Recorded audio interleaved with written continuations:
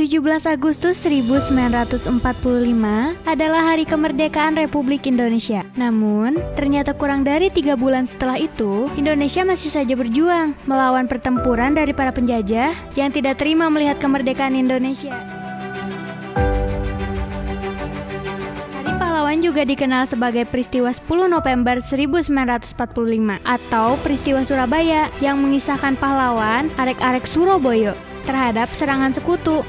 Setelah Indonesia memproklamasikan kemerdekaan, pemerintah mengeluarkan maklumat yang menetapkan mulai 1 September 1945, bendera nasional Sangsaka Merah Putih akan dikibarkan di seluruh wilayah Indonesia.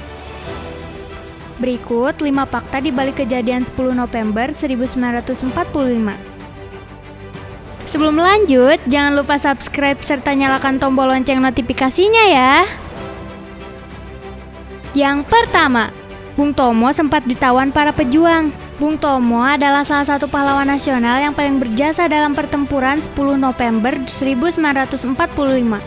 Bung Tomo memang bukan tentara, tapi dia ikut berjuang melalui siaran-siaran berita di radio yang dia bawakan untuk membakar semangat para pejuang kala itu. Tapi, kenapa kok Bung Tomo malah sempat ditawan pejuang? Ternyata hal ini terjadi akibat kesalahpahaman antara pemimpin Markas Besar Tentara Jawa Timur, Mustopo, yang memerintahkan Pemuda Republik Indonesia atau RPI untuk melindungi Bung Tomo. Pemuda Republik Indonesia mengira melindungi adalah menangkap Bung Tomo, seperti pemerintah melindungi antek-antek Belanda. Padahal maksud sebenarnya adalah benar-benar melindungi Bung Tomo dalam arti yang sesungguhnya. Yang kedua, kenapa terjadi di tanggal 10 November? Mungkin ada di antara kamu yang belum tahu kenapa 10 November diperingati sebagai Hari Pahlawan. Tanggal 10 November disebut Hari Pahlawan untuk memperingati pertempuran Surabaya yang terjadi pada tanggal 10 November 1945. Perang ini melibatkan tentara Indonesia dan milisi yang memperjuangkan kemerdekaan dengan melawan pasukan tentara Inggris. Yang ketiga, bendera di Hotel Yamato. Salah satu pemicu memanasnya kondisi Surabaya adalah berkibarnya bendera Belanda di Hotel Yamato.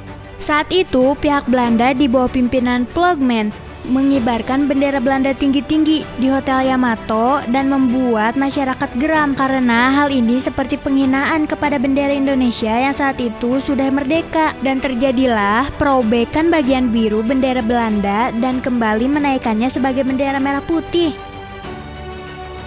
Yang keempat, pecahnya pertempuran. Setelah kejadian di Hotel Yamato, akhirnya pada tanggal 27 Oktober 1945, pecahlah pertempuran antara Inggris dan Indonesia. Pertempuran ini menjadi pertempuran umum, sehingga banyak korban jiwa dari kedua belah pihak, yang mengakibatkan jenderal dari negara Inggris meminta bantuan kepada Presiden Soekarno untuk menenangkan kondisi saat itu. Yang kelima, terjadinya ultimatum 10 November 1945. Pada 30 Oktober 1945, terjadi kesalahpahaman antara pihak milisi Indonesia dengan Jenderal Malabi yang saat itu sedang naik mobil dan melewati Jembatan Merah di Surabaya. Nah, itulah 5 fakta di balik kejadian 10 November. Kalau kalian tahu fakta lainnya, komen di bawah ya.